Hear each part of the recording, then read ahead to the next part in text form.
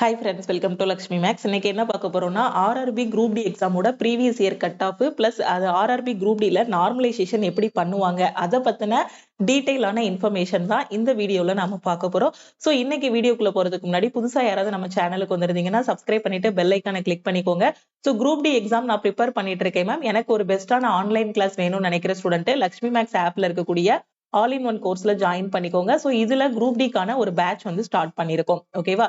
So இப்போ last time பாத்தீங்கன்னா group டியோட கட் ஆஃப் வந்து யூஆ இருக்கு. ஓகேவா? சோ ஜெனரல் கேட்டகரிக்கு பாத்தீங்கன்னா நார்மலைஸ்டு மார்க்கை மட்டும் பாருங்க 60.95 வந்து இருந்திருக்கு. எஸ்சி ஸ்டூடெண்ட்டுக்கு பாத்தீங்கன்னா 49.89, எஸ்டிக்கு வந்து 43.58, ஓபிசிக்கு 55.65, இடபிள்யூஎஸ்க்கு பாத்தீங்கன்னா 40 மார்க் வந்து இருந்திருக்கு. ஓகே, இப்ப எக்ஸ் சர்வீஸ்மேனுக்கு பாத்தீங்க அப்படின்னா நார்மலைஸ்டு மார்க் வந்து 40.12, எஸ்சிக்கு பாத்தீங்கன்னா 32.32, அதே இது நீங்க ஓபிசியா இருக்கீங்க அப்படின்னா உங்களுக்கு 30.64 வந்து இருந்திருக்கு. ஓகேவா?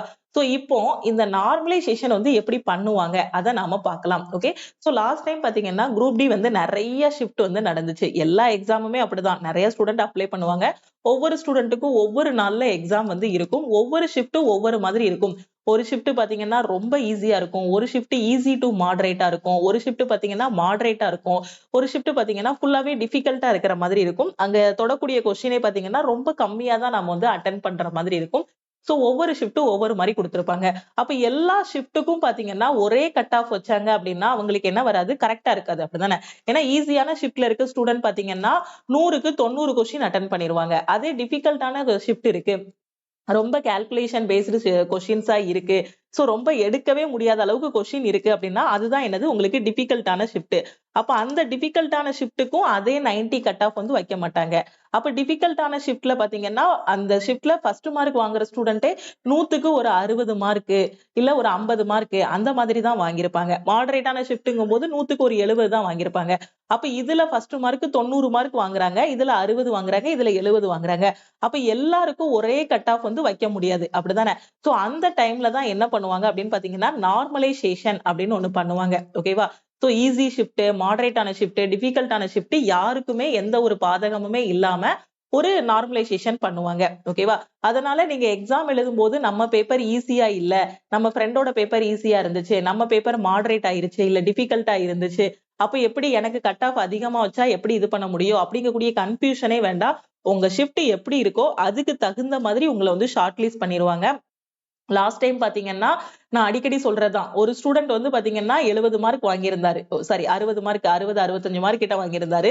சோ அவர் வந்து செலக்ட் ஆகல, அவர் வந்து ஈஸி ஷிஃப்ட்ல உள்ள ஸ்டூடெண்ட். இன்னொரு ஸ்டூடெண்ட் பாத்தீங்க அப்படின்னா 55 மார்க் கிட்ட தான் வாங்கியிருந்தாரு, அவரு செலக்ட் ஆயிட்டாரு. காரணம் என்ன அப்படின்னு பாத்தீங்கன்னா இவர் வந்து எந்த ஷிஃப்ட்ல உள்ள ஆளு அப்படின்னு பாத்தீங்கன்னா டிஃபிகல்ட்டான ஷிஃப்ட்ல உள்ளவர். ஓகேவா? சோ ஃப்ரெண்டோட மார்க்கையும் உங்களோட மார்க்கையும் கம்பேர் பண்ணக்கூடாது. அப்ப அதுக்கான நார்மலைசேஷன் என்ன பண்ணுவாங்க அப்படின்னு பாத்தீங்கன்னா பெர்சன்டைல் பேஸ்டு நார்மலைசேஷன் அப்படின்னு ஒண்ணு பண்ணுவாங்க. ஓகேவா? சோ அதுக்கு உதாரணத்துக்கு நான் எடுத்துட்டு வந்திருக்கேன். ஷிஃப்ட் 1, ஷிஃப்ட் 2, ஷிஃப்ட் 3ன்னு வச்சுக்கோங்க. ஓகே, இதே மாதிரி வீடியோ நான் லாஸ்ட் டைமும் உங்களுக்கு எக்ஸ்பிளைன் பண்ணியிருந்தேன். 2022ல எக்ஸாம் எழுதியிருந்தீங்க இல்லையா, அந்த டைமும் இதே மாதிரி நான் டேப்லர் காலம் போட்டு உங்களுக்கு எக்ஸ்பிளைன் பண்ணியிருந்தேன். இப்போ அதே மாதிரி தான் இந்த பெர்சன்டைல் பேஸ்டு நார்மலைசேஷனை எக்ஸ்பிளைன் பண்ண போறேன். ஒரு 3 ஷிஃப்ட் எடுத்துக்கலாம். ஒரு ஷிஃப்ட் வந்து ஈஸின்னு எடுத்துக்கலாம், இன்னொரு ஷிஃப்ட் வந்து மாடரேட்னு எடுத்துக்கலாம், இன்னொரு ஷிஃப்ட் வந்து டிஃபிகல்ட்னு எடுத்துக்கலாம். ஓகேவா? இப்போ இந்த ஈஸியான ஷிஃப்ட் வருது. இதுல பாத்தீங்கன்னா ஸ்டூடெண்ட்ஸ் எழுதியிருக்காங்க, அவங்களோட நேம் வந்து S1 S2 S3 அந்த மாதிரி நேம் வச்சுக்கோங்க. ஓகேவா? இப்போ ஒரு ஸ்டூடெண்ட் எடுத்திருக்க மார்க் பாத்தீங்கன்னா 95 மார்க். இந்த 95 மார்க் எடுத்திருக்க ஸ்டூடெண்ட் அந்த ஷிஃப்ட்ல பாத்தீங்க அப்படின்னா 100% மார்க் எடுத்திருப்பாரு. அப்படிதானே? அந்த ஷிஃப்டோட ஃபர்ஸ்ட் மார்க்கே அப்ப 95 அப்படின்னா அவரோட பெர்சன்டேஜ் எவ்வளவு, 100%ன்னு அர்த்தம். ஓகேவா? சோ 100க்கு 95 எவ்வளவு அப்படின்னு கால்குலேட் பண்ணக்கூடாது. அந்த ஷிஃப்ட்ல அவரோட ரேங்க் பார்க்கணும். ஷிஃப்ட் 1ல இவரோட ரேங்க் வந்து என்னது, ஃபர்ஸ்ட் ரேங்க். அப்ப இவர் எவ்வளவு மார்க் எடுத்திருக்காரு, 100% எடுத்திருக்காரு. ஓகேவா? அப்போ 100%. இப்போ ஸ்டூடெண்ட் 2 பாத்தீங்க அப்படின்னா 90 எடுத்திருக்காரு. 90ங்கிறது பாத்தீங்கன்னா 94.7% வரும். இது எப்படி கால்குலேட் பண்ணுவாங்க, 95 தான் 100%ஆ இருந்துச்சுன்னா 90 மார்க்குங்கிறது எவ்வளவு பெர்சன்டேஜ், பெர்சன்டேஜ் கிளாஸ்ல பெர்சன்டேஜ் எப்படி கால்குலேட் பண்ணணும்னு சொல்லி கொடுத்துருக்கேன். அப்போ இங்க வச்சு நீங்க இது பண்ணீங்கன்னா என்ன வரும், 100 × 90 / 95 போடும்போது இவரோட பெர்சன்டேஜ் பாத்தீங்கன்னா 94.7 வரும். அதே மாதிரி S3ன்னு ஒரு ஸ்டூடெண்ட் இருக்காரு, அவர் 88 மார்க் எடுத்திருக்காருன்னா இவரோட பெர்சன்டேஜ் பாத்தீங்கன்னா 92.6 வரும். இவரோட பெர்சன்டேஜ் பாத்தீங்கன்னா 89.4 வரும். ஓகே, சோ தெளிவா புரிஞ்சிருச்சா? இதுதான் ஷிஃப்ட் 1ஓட பெர்சன்டேஜ். ஒரு 4 ஸ்டூடெண்டோட மார்க்கை நாம உதாரணத்துக்கு எடுத்துக்கலாம். ஓகே, சோ ஷிஃப்ட் 1ல பாத்தீங்கன்னா அப்ப ஃபர்ஸ்ட் மார்க் இவரு, செகண்ட் மார்க் இவரு, தேர்ட், ஃபோர்த் மார்க் இவரு. இப்படியே கொஞ்சம் கீழே வந்தீங்க அப்படின்னா மற்ற ஸ்டூடெண்ட்ஸோட மார்க் எல்லாமே எப்படி கால்குலேட் பண்ணிட்டு ஃபைனலா ஒரு ஸ்டூடெண்ட் இருக்காரு. ஓகேவா, 15வது ஸ்டூடெண்ட் இருக்காரு. இவரோட மார்க் பாத்தீங்கன்னா 63 மார்க் எடுத்திருக்காரு. ஓகே, சோ 63 மார்க் எடுத்திருக்காரு. இவரோட பெர்சன்டேஜ் பாத்தீங்கன்னா 66.42% வருது. எவ்வளவு வருது?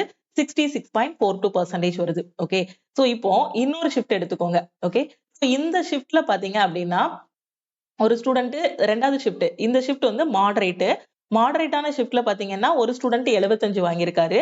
அப்ப அவர் தான் அந்த ஷிஃப்ட்ல என்னவா இருப்பாரு, ஃபர்ஸ்ட் மார்க்கா இருப்பாரு. ஓகேவா, சோ ஷிஃப்ட் 1 வந்து ஈஸி, அதனால 95 வாங்கியிருந்தாங்க. ஷிஃப்ட் 2 வந்து மாடரேட்டா இருக்கு. அப்ப இங்க வந்து பாத்தீங்கன்னா எழுதின ஸ்டூடெண்ட்ல ஃபர்ஸ்ட் மார்க்கே எவ்வளவு வந்திருக்கு, 100க்கு 75 தான் வந்திருக்கு. அப்ப அந்த 75ங்கிறது என்னவா இருக்கும், 100% இருக்கும். அப்ப 73ங்கிறது எவ்வளவு பெர்சன்டேஜ், 97.3. 70ங்கிறது பாத்தீங்கன்னா 93.3 இருக்கும். ஓகேவா, சோ இப்போ 65ங்கிறது பாத்தீங்கன்னா 86.4%.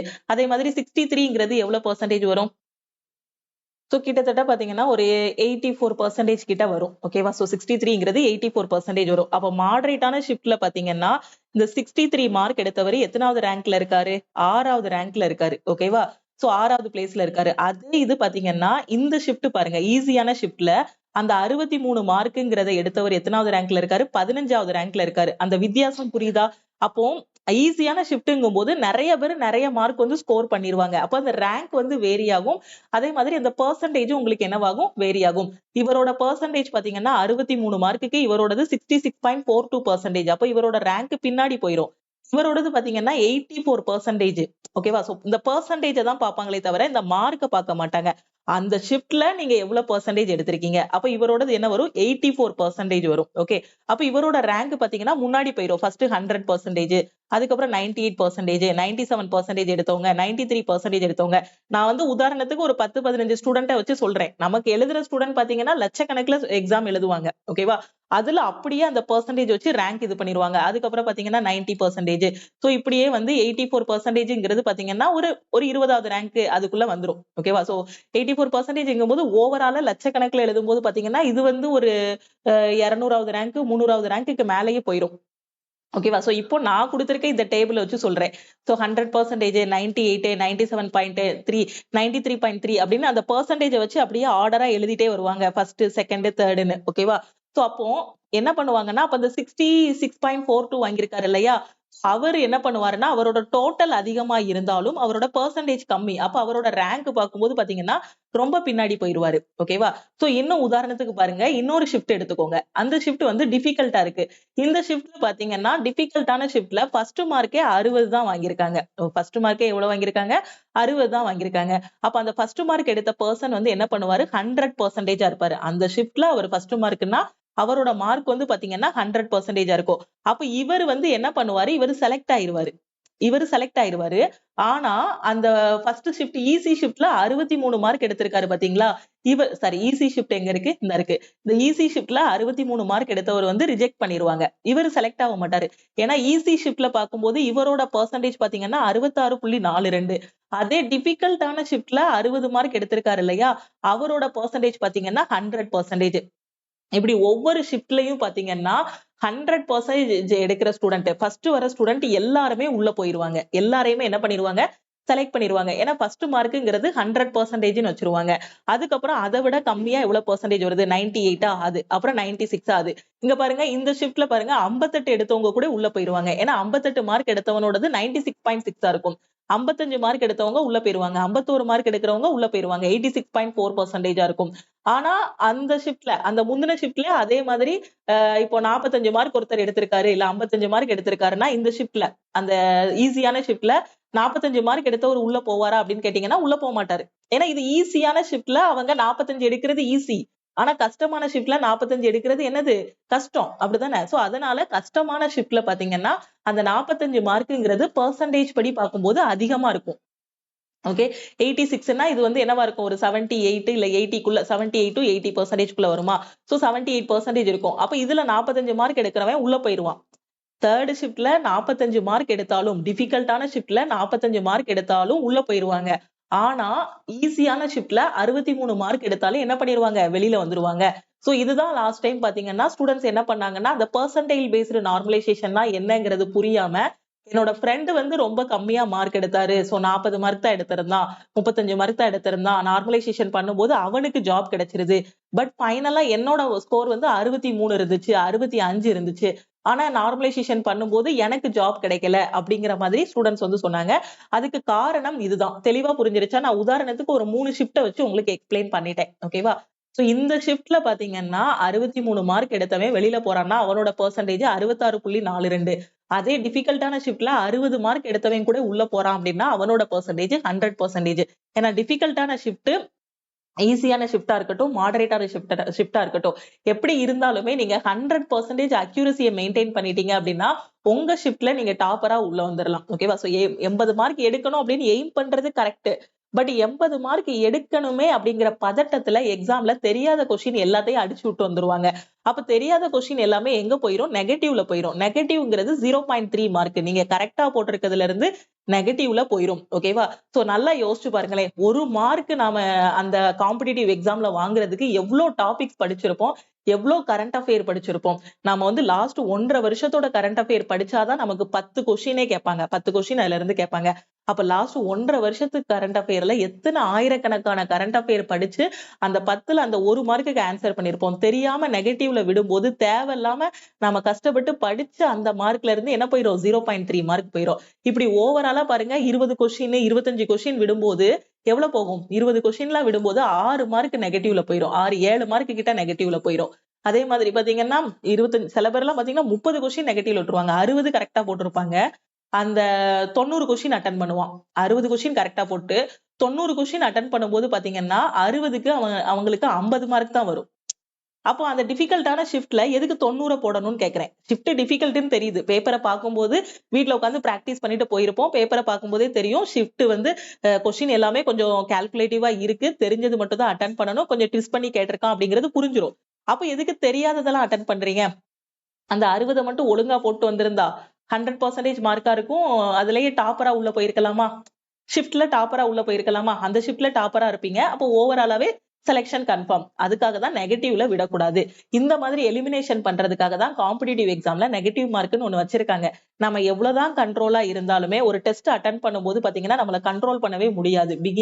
ஸ்டார்டிங் ஸ்டேஜ்ல என்ன ஆகும் அப்படின்னு பாத்தீங்கன்னா, சரி இது எங்கேயோ கேட்ட மாதிரி இருக்கு. சும்மா சூஸ் பண்ணுவோம். சில பேர் பாத்தீங்கன்னா ஏஏஏயா சூஸ் பண்ணுவாங்க. பிபிபியா சூஸ் பண்ணுவாங்க. சிசியா சூஸ் பண்ணுவாங்க. டிடியா சூஸ் பண்ணுவாங்க. சோ இந்த மாதிரிலாம் நெறைய பண்ணுவாங்க. சோ இதெல்லாம் பண்ணக்கூடாது. ஓகேவா? சோ காம்படிட்டிவ் எக்ஸாம் பொறுத்தவரைக்கும் நமக்கு என்ன தெரியுதோ அந்த கொஸ்டின் மட்டும் நாம அட்டெண்ட் பண்ணணும். சோ நார்மலைசேஷன் இப்படிதான் நடக்கும். ஈஸியா எழுதுறவங்க, கஷ்டமா எழுதுறவங்க எல்லாருக்குமே கரெக்ட்டா ஒரு ரிசல்ட்ட குடுக்கணும் அப்படிங்கிறதுக்காக தான் இந்த மாதிரி நார்மலைசேஷன் எல்லாமே பண்றாங்க. ஓகேவா? இது வந்து உங்களுக்கு குரூப் டியோட நார்மலைசேஷன் பத்தின ஒரு தெளிவான ஐடியாவ குடுத்திருக்கும்னு நெனைக்கிறேன். ஓகேவா? இப்பதான் படிக்கிறீங்க அப்படின்னா, குரூப் டியோட செலக்ஷன் ப்ராசஸ் பத்தி தெரிஞ்சுக்கோங்க. ஏற்கனவே நான் நெறைய டைம் குரூப் டியோட எக்ஸாம் பேட்டர்ன் என்ன, அதுக்கப்புறம் செலக்ஷன் ப்ராசஸ் என்ன, எப்படி படிக்கணுங்கிறத சொல்லிட்டேன். குரூப் டியோட பேட்டர்ன் வந்து இதுதான். இதுவரைக்கும் பாத்தீங்கன்னா, குரூப் டியோட குவாலிஃபிகேஷன்ல ஒரு டவுட் இருந்துச்சு எல்லாருக்கும். 10ஆம் கிளாஸ் பாஸ் பண்ணவங்கள எழுத விடுவாங்களா, விடமாட்டாங்களா அப்படிங்கிற மாரி. இப்போ வந்து தெளிவாவே ரயில்வே டிபார்ட்மெண்ட்ல இருந்தே நோட்டீஸ் ரிலீஸ் பண்ணி சொல்லிட்டாங்க. நீங்க 10ஆம் கிளாஸ் பாஸ் பண்ணியிருந்தாலே போதும். மினிமம் நீங்க 10th பாஸ் பண்ணியிருந்தாலே இந்த எக்ஸாம் வந்து எழுதலாம். 10th பாஸ் பண்ணியிருக்கீங்க. அப்படி இல்லன்னா ஐடிஐ படிச்சிருக்கீங்க. ஐடிஐ படிச்சிருக்கீங்கனாலும் இந்த எக்ஸாம் வந்து எழுதலாம். ஓகேவா? மினிமம் குவாலிஃபிகேஷன் உங்களுக்கு 10ஆம் கிளாஸ் இல்ல 10ஆம் கிளாஸ்க்கு ஈக்குவலன்ட்டா ஏதாவது வச்சிருக்கீங்க அப்படின்னா இந்த எக்ஸாம் எழுதலாம். அந்த மாதிரி தான் ரயில்வேயோட நோட்டீஸ்ல குடுத்திருக்காங்க. கண்டிப்பா இந்த காலத்துல எல்லாருமே 10ஆம் கிளாஸ் படிச்சிருப்பீங்க. அதே மாதிரி இதுல குரூப் டில ரொம்ப பெனிஃபிட் யாருக்கு இருக்கும்னா சிசிஏ கேண்டிடேட். ரொம்ப கம்மியா நீங்க படிச்சாலே உள்ள போயிரலாம். ஓகேவா? நான் திருப்பி திருப்பி அதான் சொல்றேன். சிசிஏ கேண்டிடேட் வந்து பாத்தீங்கன்னா ஒரு 20 மார்க் வாங்கிட்டாங்க. போன தடவலாம் ஒரு 20 மார்க் 15, 18 மார்க்லாம் வாங்குனவங்க எல்லாம் உள்ள போயிட்டாங்க.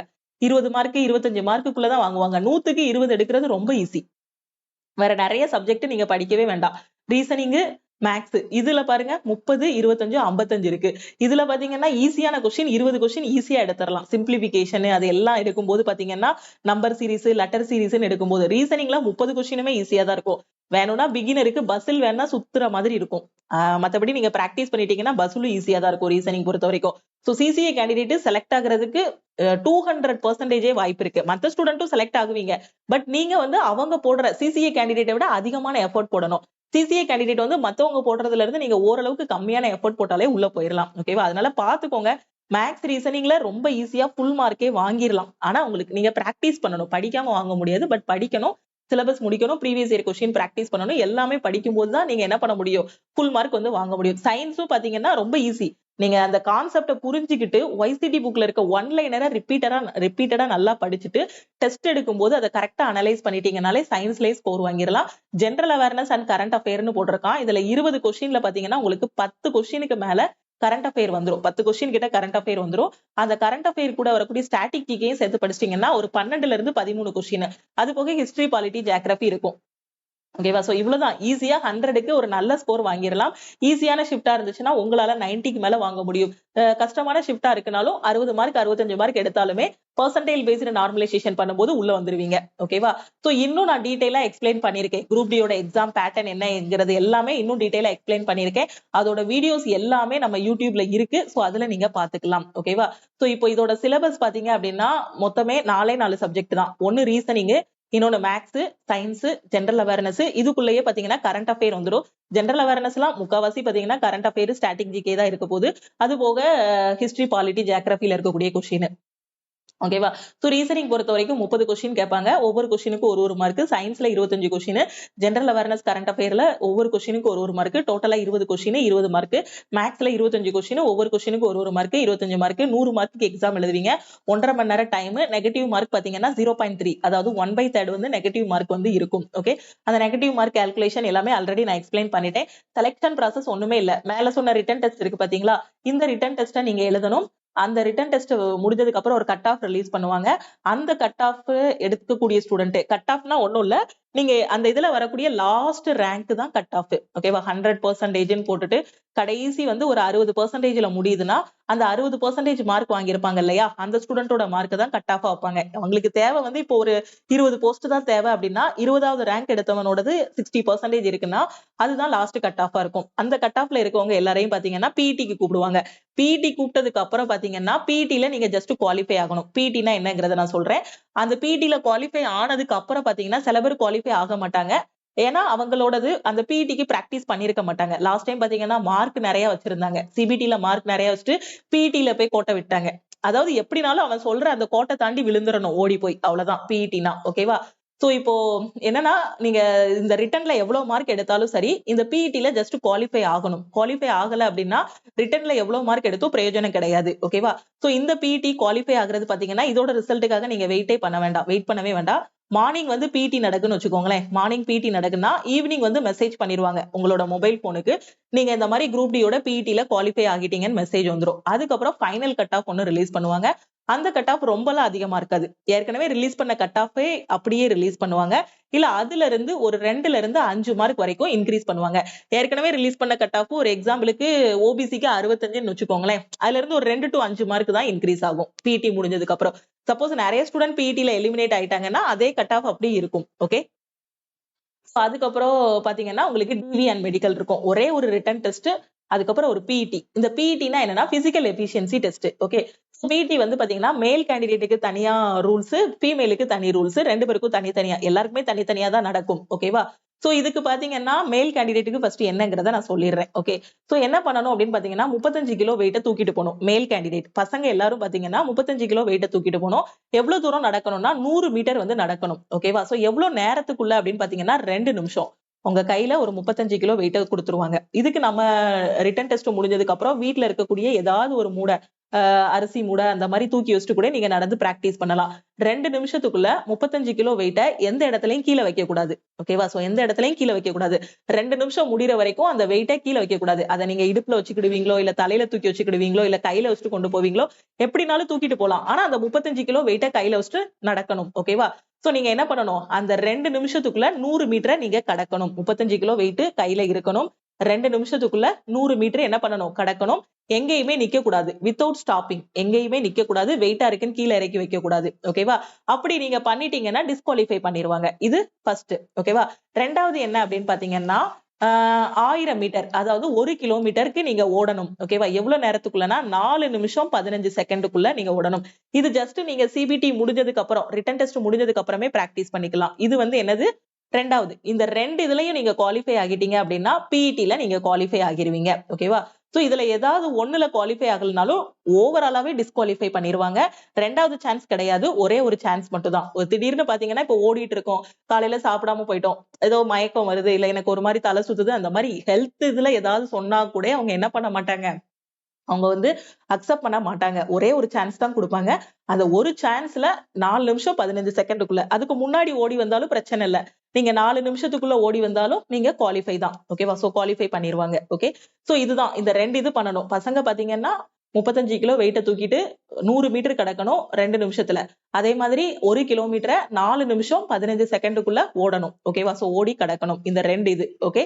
சோ ஃபீமேல் கேண்டிடேட்னு வரும்போது பாத்தீங்கன்னா லாஸ்ட் டைம் வந்து என்ன ஒரு இது அப்படின்னா எக்ஸாமோட நோட்டிபிகேஷன் 2018ல வந்துச்சு.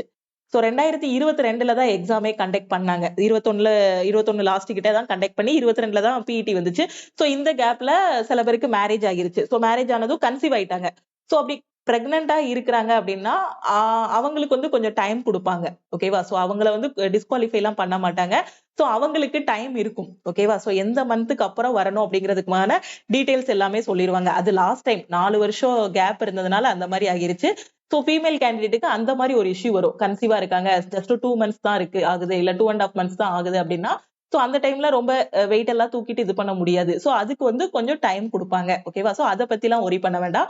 இப்போ ஃபீமேல் கேண்டிடேட்டுக்கான இது என்ன அப்படின்னு பாத்தீங்கன்னா, நீங்க வந்து 20 கிலோ வெயிட்ட தூக்கணும். பசங்க 35 கிலோ வெயிட்டா, பொண்ணுங்களா இருந்தாங்கன்னா 20 கிலோ வெயிட்ட தூக்கணும். ஓகேவா? ஃபீமேலா இருந்தாங்கன்னா 20 கிலோ வெயிட்.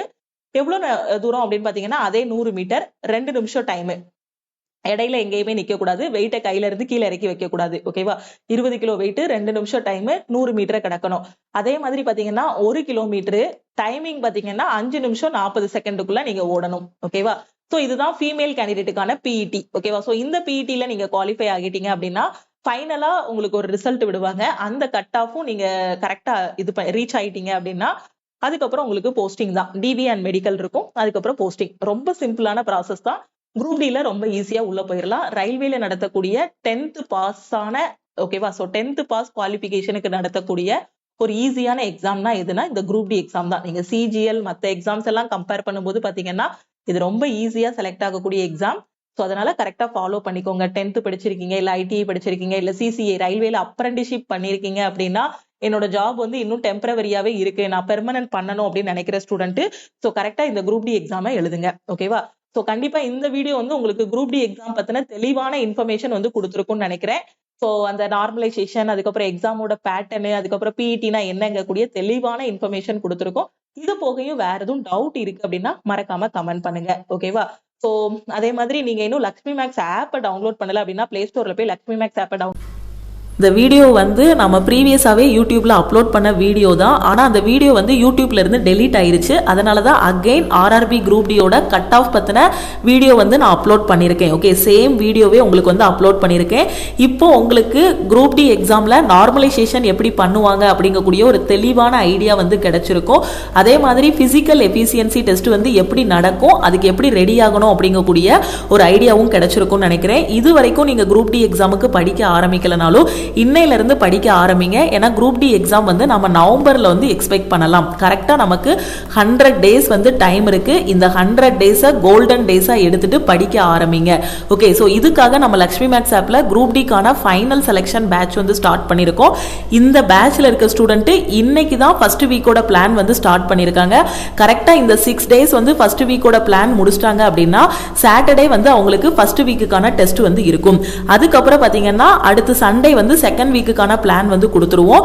அதுக்கப்புறம் அடுத்த வாரத்துக்கான பிளானை முடிச்சுட்டு அடுத்த சாட்டர்டே வந்து டெஸ்ட் எழுதுவாங்க. ஓகே, ஸோ இதுக்காக நம்ம ஆல் இன் ஒன் கோர்ஸுக்கு ஆஃபர் வந்து அனௌன்ஸ் பண்ணியிருக்கோம்.